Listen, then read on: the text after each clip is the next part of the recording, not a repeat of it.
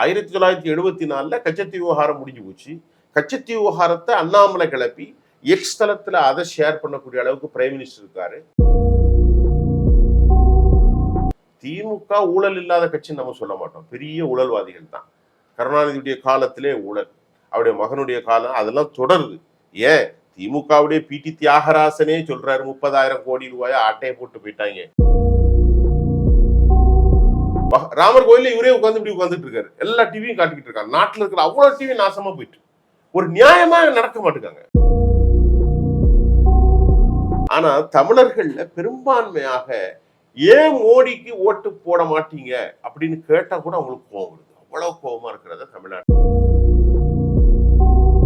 அண்ணாமலைக்கு வந்துட்டு நீங்க சொல்றீங்க எதிர்ப்பு நிறைய இருக்குன்னு. ஆனா இப்ப அண்ணாமலை ஒரு இடத்துல பேசுறாருன்னா அண்ணாமலை அவங்களுக்கு வேணா அவர் காசு கொடுத்து கூப்பிட்டு வந்திருக்காங்கன்னு சொல்லலாம்.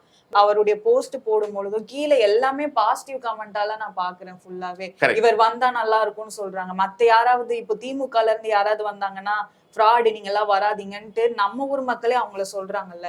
அப்போ எனக்கு தெரிஞ்ச அண்ணாமலை தான் திருப்பி வருவாருன்ற மாதிரி தெரியுது.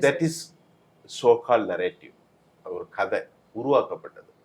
இன்னைக்கு இதே அமிஞ்சி கரையில நான் ஒரு 2 நாளைக்கு முன்னாடி இந்த மீன் மார்க்கெட் பக்கத்துல ஒரு பேட்டி எடுக்கிறேன்.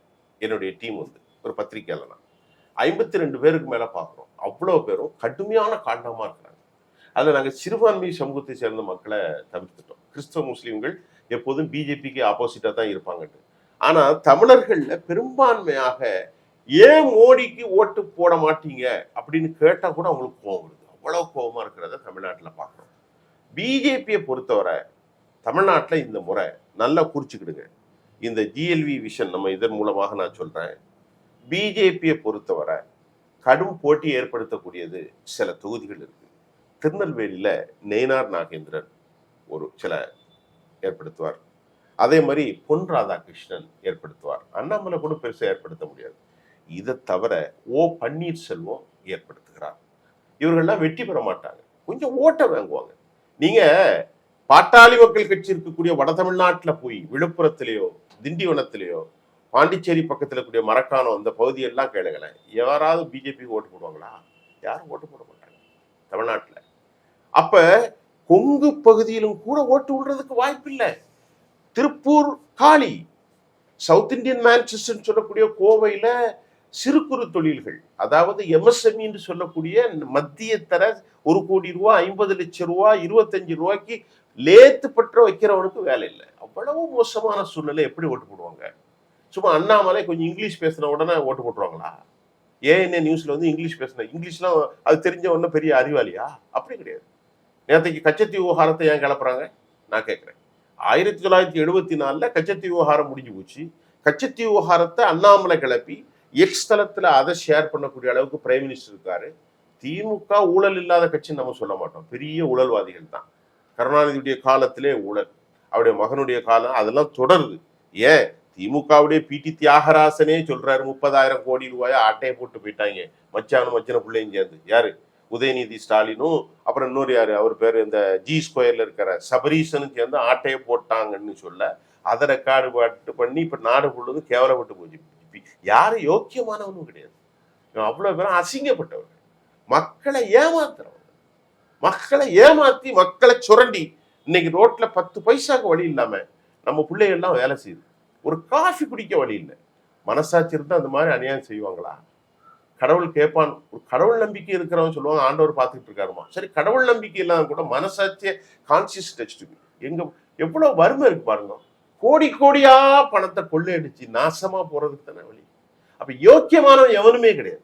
நான் சொல்றது புரியுதா? தமிழ்நாட்டை பொறுத்தவரை இந்தியாவில அம்பானிட்ட பல 100 கோடி 1000 கோடி ஆதானிக்கு சகாயம் பண்ணி இருக்கிறாங்க.